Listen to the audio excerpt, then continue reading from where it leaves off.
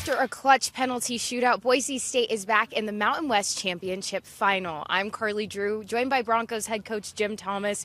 Coach Thomas, last night you were telling me how the game was just on a knife edge. What does that just say about the championship mentality of your Broncos? We've been in a lot of big games over the years, you know. I've been fortunate enough to have great iterations of this team, work with great coaching staffs, and the lineage here is pretty clear. So when you're brought in to be a Bronco, there's one thing in mind. You win championships, and you need to be ready for those moments. And how do you feel that this team in particular has just adopted that championship mindset, knowing that when they come to play at Boise State, that could be a huge possibility? Yeah, I think there's certain versions of you that are, I don't know, differently equipped. This group have had to show an immense amount of resiliency to come together in the first place, to be challenged in the non-conference as we were, for streaks to end, and you have to bear that and then reboot yourself and get going again. And I said that to the group afterwards. It was pretty emotional in there, obviously. There's a lot of bruised bodies, and you know, people are exhausted in every way. And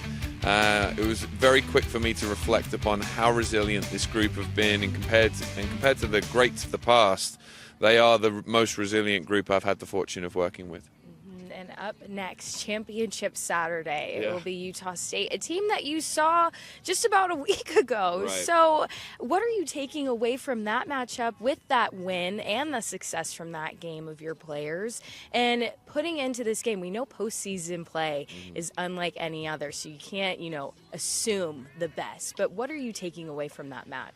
Well, I think they're very good when we're taking that away. Not dissimilar to San Diego State. We played them relatively recently, and you get to feel what it is that they do, how fast or strong they are, how quick they are with the ball, some of the intentions that they have in the way that they defend. And having that feel enables you to maybe get past some of the anxieties or the unknowns that a game can offer, and jump to the part where you're trying to imprint yourself on the game. And our ability to do that in the second half was pretty clear. It's going to be a completely different interaction as we go into a championship game. Lots of games under the belt now, a lot of fatigue for both teams. So you have to treat it as a single entity, but at the same time, I think we have a good idea, and so do they, of how to neutralize one another and also how to be positive within the game. So it'll be fun. Coach, not letting the moment just get too big. What are you telling your players ahead of Championship Saturday?